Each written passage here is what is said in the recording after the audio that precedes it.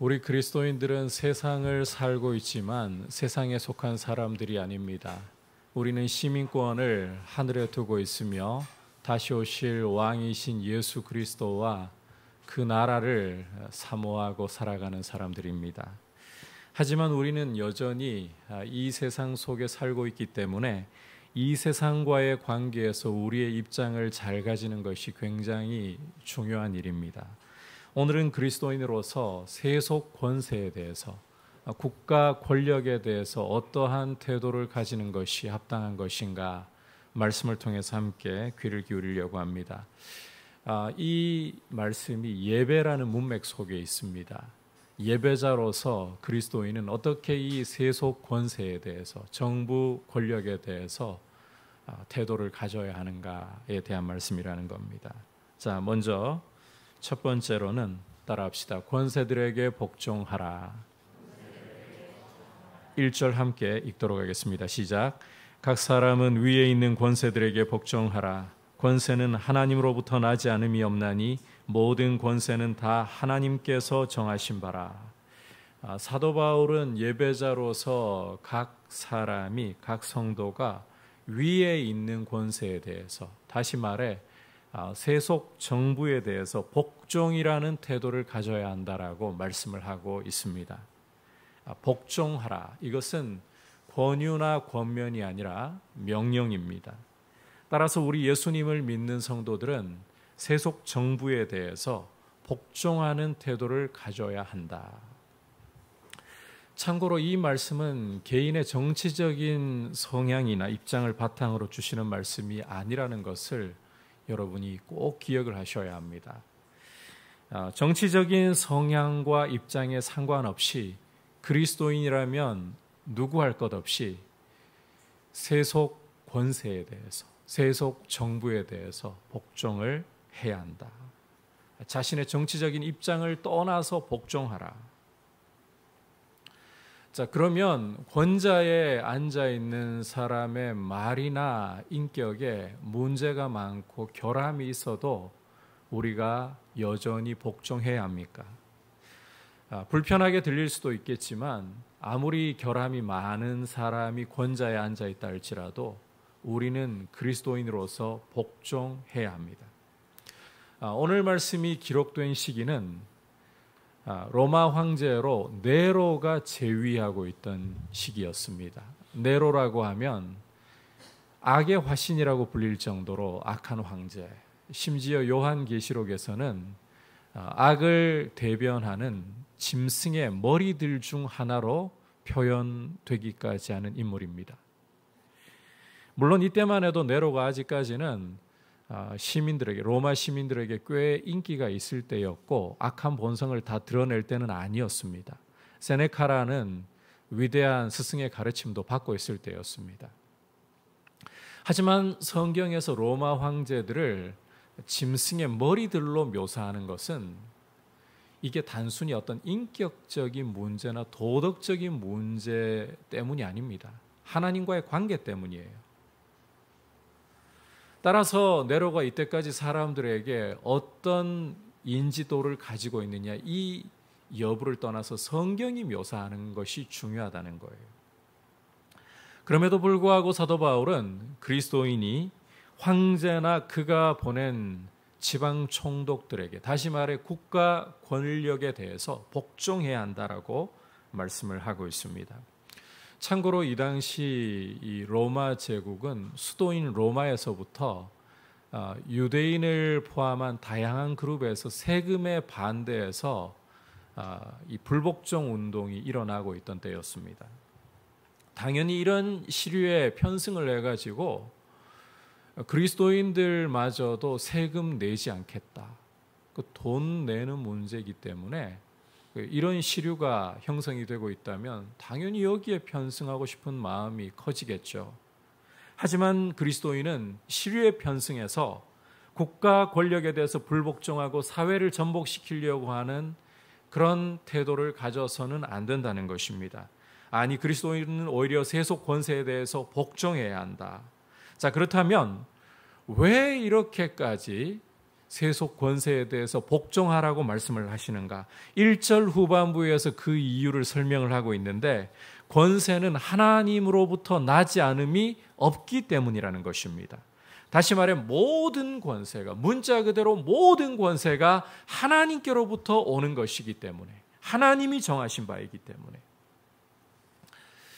그런데 여러분께서도 잘 아시다시피 사도 바울은 유대인 중에 유대인이라고 하지만 나면서부터 로마 시민권을 가지고 있던 사람이잖아요. 그러니까 다른 성경 기자들과는 달리 이 사람이 친로마적인 성향을 가지고 있기 때문에 로마의 이 권력 앞에 복종하라 이렇게 말을 하는 것은 아닐까.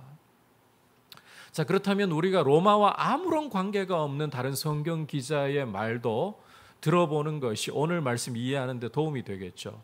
여러분, 예수님의 수제자였던 베드로는 어부 출신이고 로마와는 아무런 관계가 없던 사람이에요. 이 사람이 국가 권력에 대해서, 로마의 황제나 총독들에 대해서 어떤 말씀을 하고 있는가 귀를 기울여 보십시오.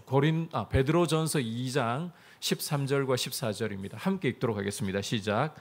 인간의 모든 제도를 주를 위하여 순종하되 혹 위에 있는 왕이나 혹은 그가 악행하는 자를 징벌하고 선행하는 자를 보상하기 위하여 보낸 총독에게 하라. 여기 말하고 있는 왕이 보낸 총독이라는 것은 두말할 것 없이 당시 로마 식민 지배 아래 있었기 때문에 로마의 황제와 지방 총독들을 가리키고 있는 것입니다.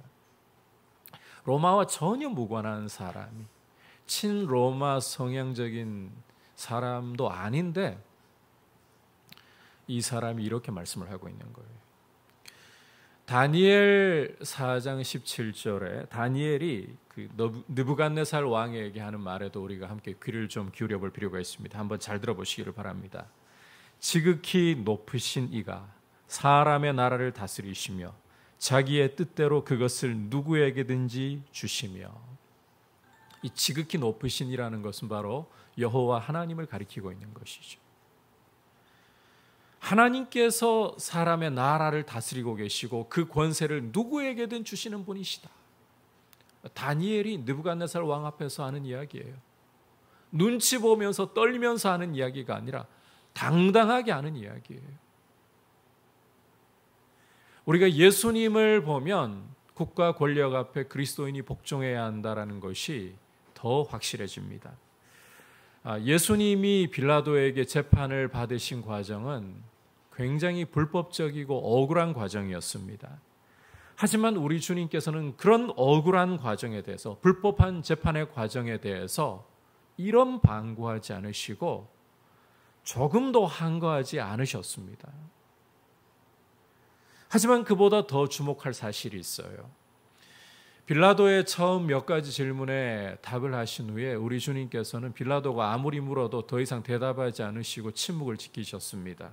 그러자 빌라도가 짜증이 난 것인지 이런 말을 합니다. 내가 너를 놓을 권세도 있고 십자가에 못 박을 권세도 있다는 것을 너는 알지 못하느냐. 그때 주님이 하신 말씀 우리가 주목해야 한다는 것인데, 위에서 주지 아니하셨더라면 나를 해할 권한이 없었으리니, 위에서 주지 않으셨더라면 나를 해할 권한이 없었으리니. 주님은 악하고 불의한 총독 빌라도의 자리마저도 하나님 아버지께서 정하여 주신 것이다. 이렇게 인정을 하셨다는 거예요. 이처럼 어떤 권세이든지 간에 하나님이 주시지 않으면 그 권세는 세워질 수가 없다는 것입니다. 모든 권세는 하나님이 정하신 바라. 따라서 성도는 세속 권세에 대해서, 세상 정부에 대해서 복종하는 태도를 가져야 한다. 권세 잡은 사람의 인격이나 도덕성 여부를 떠나서 그를 세우신 하나님을 바라보면서 그 너머에 계시는 하나님 때문에 우리가 복종을 해야 한다는 것입니다. 오늘 말씀은 어떻게 전해도 교회 안에서는 굉장히 불편할 수 있는 말씀이라고 생각합니다. 교회 안에는 진보도 보수도 다 있기 때문에 이 말씀 제가 어떻게 전해도 여러분들 가운데는 불편한 분들이 계실 거예요. 하지만 이것은 거듭 강조하지만 정치 성향의 문제가 아닙니다. 성도는 눈앞에 보이는 세속 권세에게 권세를 부여하신 하나님을 볼 수 있는 시선이 있어야 되는 거예요.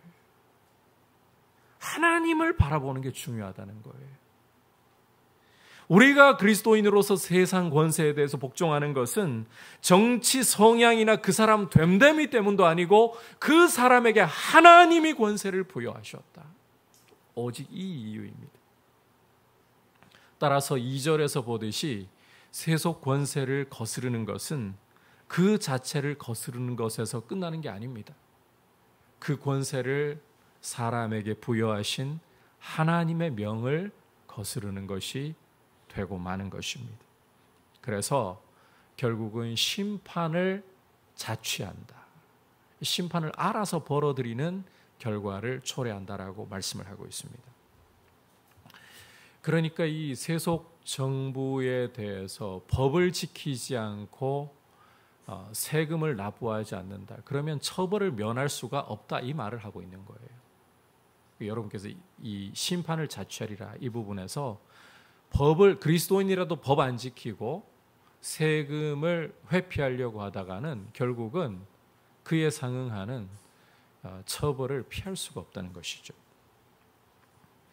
여러분 성도라고 해서 법을 어겨놓고 하나님께서 처벌을 면하게 해주시기를 기대해서는 안 됩니다. 예컨대 목회자가 신방을 가다가 고의로 하지 않아도 신호를 위반하고 속도를 위반해 버렸습니다. 주의 일을 하다가 교회를 섬기려고 하다가 신호 위반, 속도 위반이 되어버리고 말았어요. 고의로 한 것도 아니에요. 그러면 하나님께서 목회자이니까 교회 일을 위해 주의 양들을 돌아보기 위해 한 일이니까 이거 벌금 면제시켜 주셔야 되는 겁니까? 아니라는 거예요. 아무리 주님의 일을 한다 해도 우리가 이 세상의 시민으로서 세상이 정한, 세상 권세가 정한 법령에는 순종을 해야 한다는 거죠. 안 그러면 거기에 상응하는 벌금이나 대가를 지불할 수밖에 없다. 우리 입장은 이겁니다. 하나님이 권세를 부여하셨기 때문에 사람의 됨됨이나 정치적 성향을 떠나 하나님이 세우셨기 때문에 권세 앞에 복종한다. 이것이 예배자로서 그리스도인의 태도라는 것입니다. 여러분 보수 정권이니까 복종하고 진보 정권이니까 불복종하고 반대로 진보 정권에 복종하고 보수 정권에 불복종하고 이런 식으로 우리가 정치적 입장 따를 것이 아니라는 말이에요. 하나님이 모든 권세의 주인이시구나. 하나님이 세우셨구나. 그래서 우리가 위정자들에 대해서 존중하는 태도를 가져야 된다. 요즘 참 마음이 어려우시죠? 제발 좀 대통령과 여당, 야당이 안 싸웠으면 좋겠다 싶으시죠? 그게 솔직한 우리 국민들의 마음 아니겠습니까? 우리가 오늘 말씀을 들으면서요, 대통령이나 여당이나 야당이나 비판 자체를 하지 말라는 뜻은 아닙니다. 옳은 것은 옳다, 잘못된 것은 잘못되었다, 이런 건강한 비판은 여러분 하나님이 부여하신 권세를 갖고 있는 사람이라도 할 수 있어야 돼요. 이걸 이제 오용하면 특히 교회 안에서 목회자들이 철옹성을 쌓아가지고 아예 비판 자체를 금해버리는 그런 좋지 않은 모습으로 흘러가게 만들 수도 있는데, 건강한 비판, 옳은 것은 옳다, 잘못된 것은 잘못되었다라고 할 수 있는 것은 잘못된 게 아니고 죄가 아닙니다. 중요한 것은 우리는 전복시키는 것을 목적으로 삼지 말아야 한다는 거예요. 여러분 간혹 그런 경우 볼 때 너무 마음이 안 좋아요. 대통령이 아무리 실수를 하고 잘못을 해도 비판은 할 수 있어요. 이건 잘못된 것인데라고 비판은 할 수 있어요. 그런데 제발 욕은 하지 말아야 돼요. 우리 그리스도인으로서 쌍욕 좀 하지 말아야 돼요. 제가 제일 기겁했던 것 중에 하나는 목회자의 입에서 대통령 보고 강아지라는 말을 쓰는 걸 들어봤어요. 여러분, 아무리 대통령이 잘못해도 우리가 이 부분에서는 대통령이 실수를 했다, 잘못을 했다, 개인적인 판단할 수 있어도 쌍욕하는 건 그리스도인의 도리가 아니에요. 그를 그 자리에 두신 분이 누구신가? 우리의 눈은 그것을 바라보아야 되는 거예요. 하나님을 바라보면서 건강한 비판할 수 있습니다. 하지만 우리는 국가가 정한 법에 대해서 존중하고 대통령이 또 위정자들이 그 자리에 있는 한 복종하는 태도를 가져야 한다. 이게 바로 예배자로서 국가 권력에 대한 우리의 모습이어야 한다는 것입니다. 자, 이제 그렇다면 하나님이 이 권세를 부여하셔서 하게 하시는 일이 무엇인가? 권세의 역할이 무엇인가? 이것은 하나님의 사역자로서 선과 악을 보응하는 일을 하게 하신 것입니다. 하나님의 사역자로서 선과 악을 보응하게 하신 것이다. 3절과 4절 함께 읽도록 하겠습니다. 시작. 다스리는 자들은 선한 일에 대하여 두려움이 되지 않고 악한 일에 대하여 되나니 내가 권세를 두려워하지 아니하려느냐. 선을 행하라. 그리하면 그에게 칭찬을 받으리라. 그는 하나님의 사역자가 되어 내게 선을 베푸는 자니라. 그러나 내가 악을 행하거든 두려워하라. 그가 공연히 칼을 가지지 아니하였으니 곧 하나님의 사역자가 되어 악을 행하는 자에게 진노하심을 따라 보응하는 자니라. 자, 함께 읽은 말씀이 보여주는 위정자들, 하나님이 권세를 주셔서 권자에 앉아 있는 이들의 역할은 하나님의 사역자이다. 자, 참고로 여기서 하나님의 사역자라는 말은 교회의 사역자들과는 달라요. 교회의 사역자들은 주님의 피로 사신 양무리를 돌보기 위해서 하나님의 말씀을 맡아서 먹이는 신령적인 유익을, 영적인 권세를 사용하는 역할을 하는 이들입니다. 목적이 교회 세우는 거예요. 하지만 위정자들을 가리켜서 하나님의 사역자라고 하는 것은 선한 일과 악한 일에 대해서 보응하는 역할. 2절 후반부에서 권세를 거스르는 자는 심판을 자취하리라 했잖아요. 악과 선에 대해서 상을 주고 벌을 하게 하는 사회 질서를 세우는 역할을 하는 사역자라는 것입니다.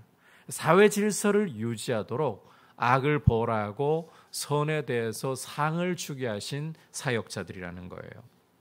물론 위정자들 가운데에 이런 뚜렷한 목적의식을 가지고 계시는 분들 정말 드뭅니다.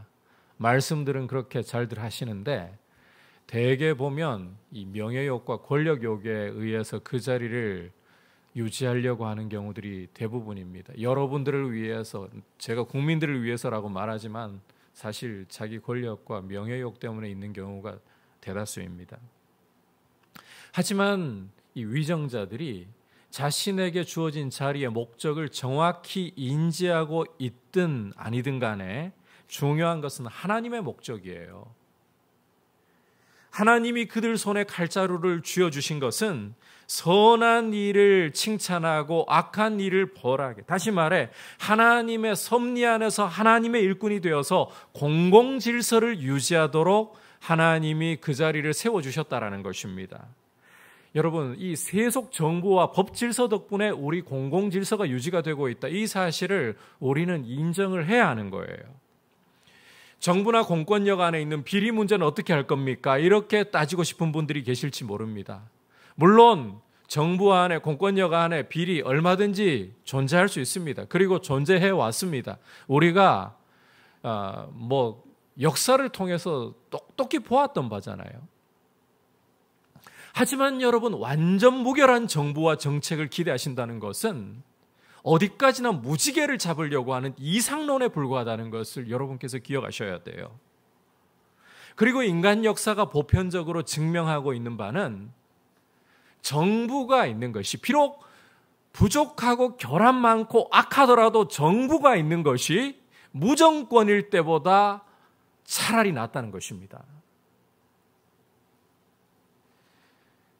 왕정에서 시민에게로 권력이 이양되는 신호탄을 쏘았던 프랑스 혁명. 이 프랑스 혁명을 보면 민중들이 처음 외쳤던 구호가 빵을 달라는 것이었어요. 먹을 게 없어서 빵을 달라. 여러분, 이 필요가 잘못된 겁니까? 아니거든요. 그런데 이 왕정을 무너뜨리면서 힘이 민중들에게 넘어왔을 때, 무정부 상태가 되었을 때, 과연 이 프랑스 혁명이 정말 아름답게 진행되고 열매를 맺었는가? 아니었습니다. 힘을 그들의 손에 쥔 민중들은 잔혹하기 이를 데가 없었어요.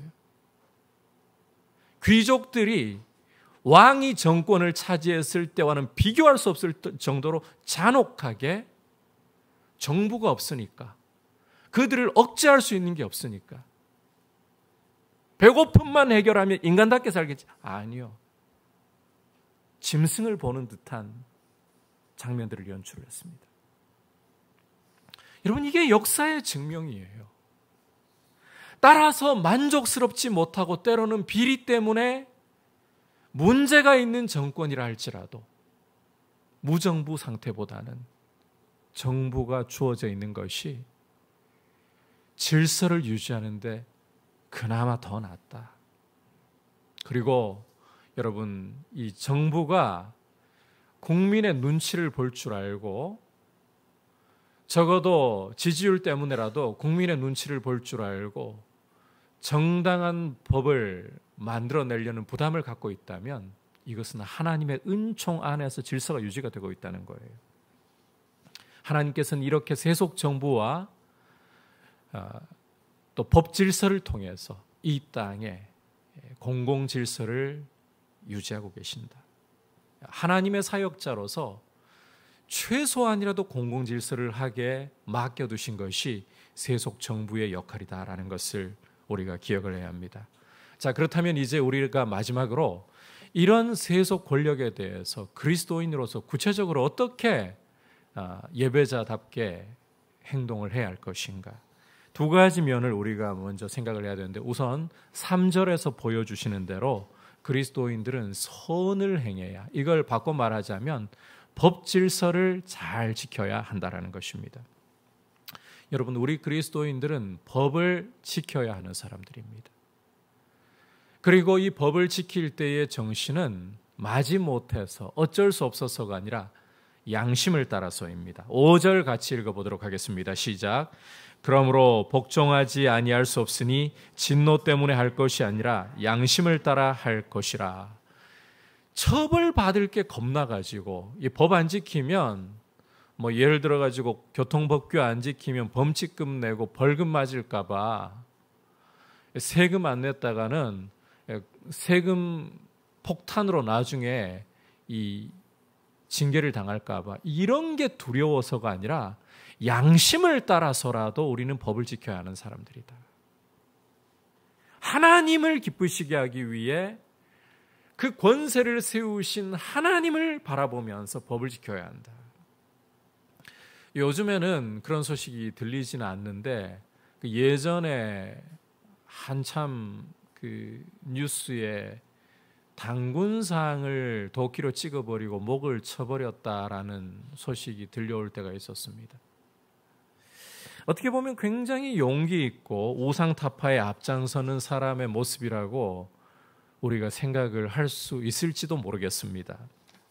하지만 이런 용기와 열정은, 여러분 잘 들으십시오, 위법이고 성경보다 한참 지나쳐서 앞서 나가는 모습입니다. 구약 성경에서는 우상을 찍고 불태우라, 제단을 파괴하라 명령을 하고 계십니다.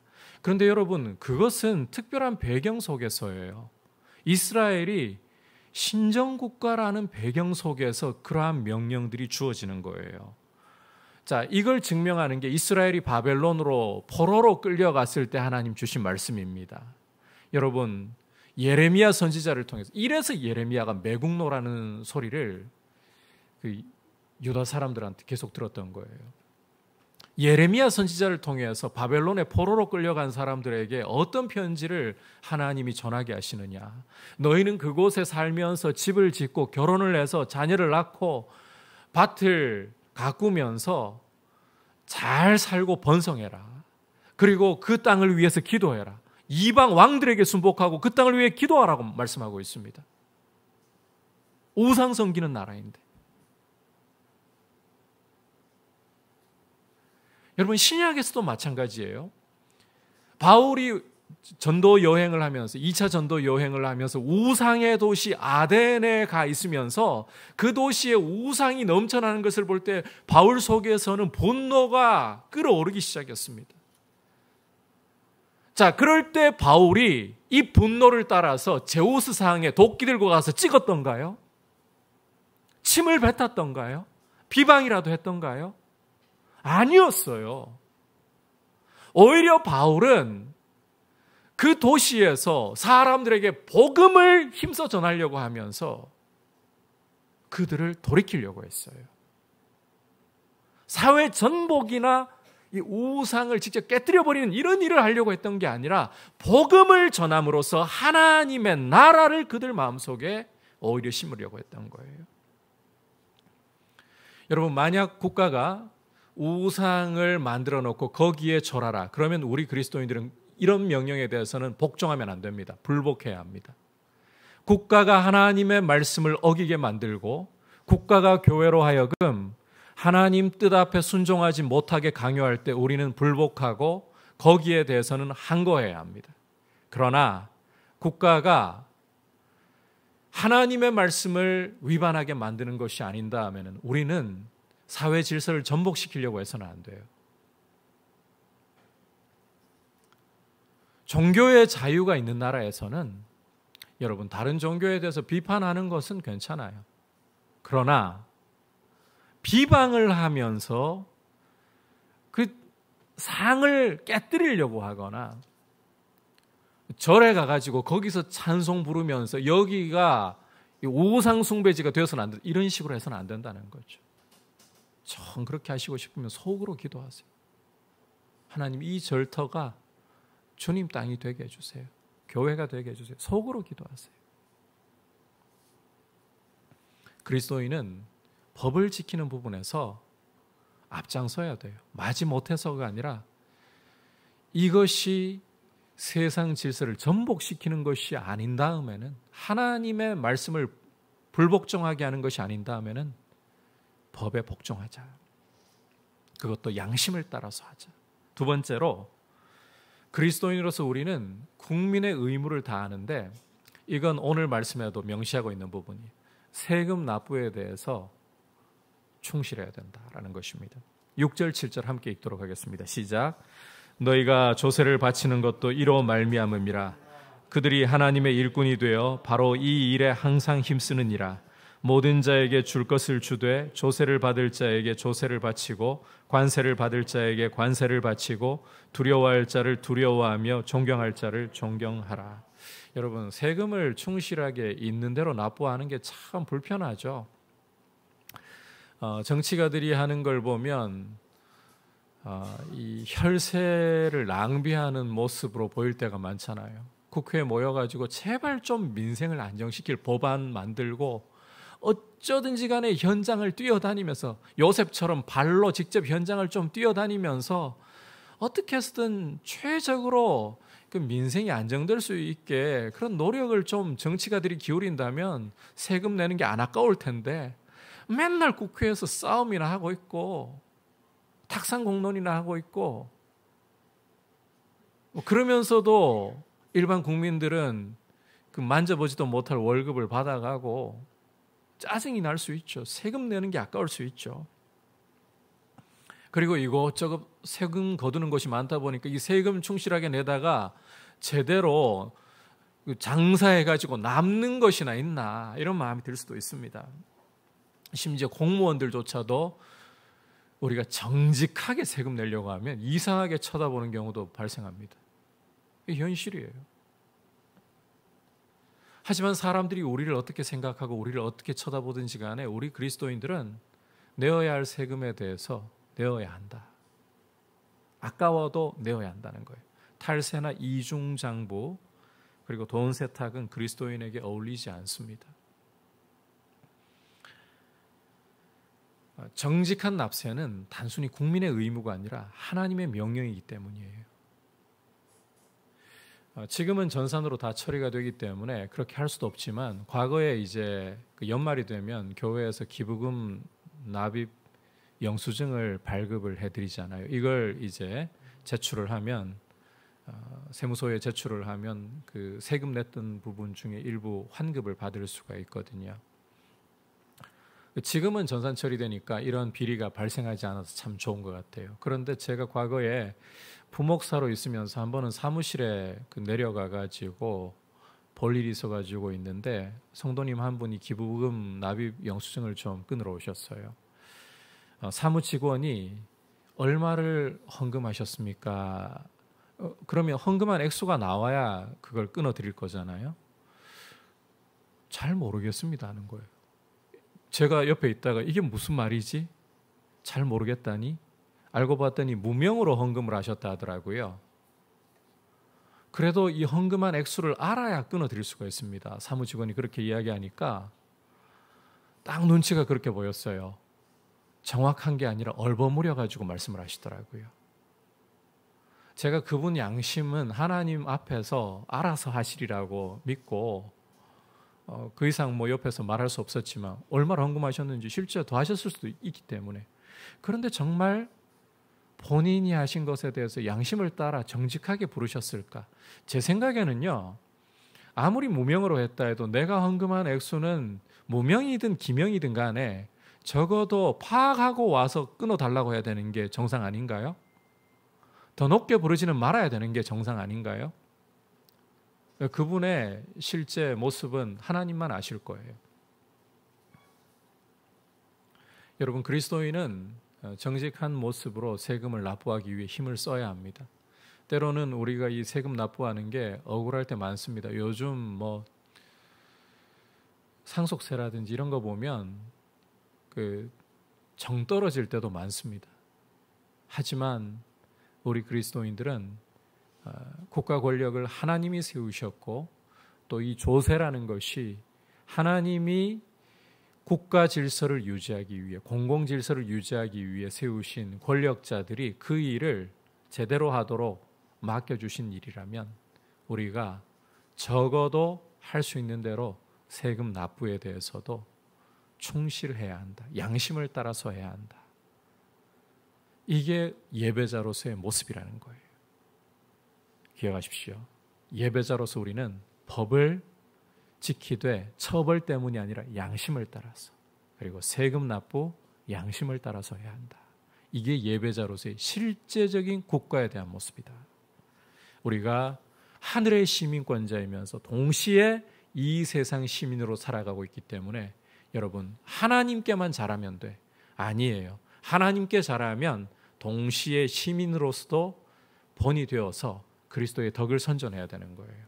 이 사실을 기억하면서 우리가 하나님 나라의 시민으로서 또 세상의 시민으로서 합당하게 걸어갈 수 있기를 축복합니다.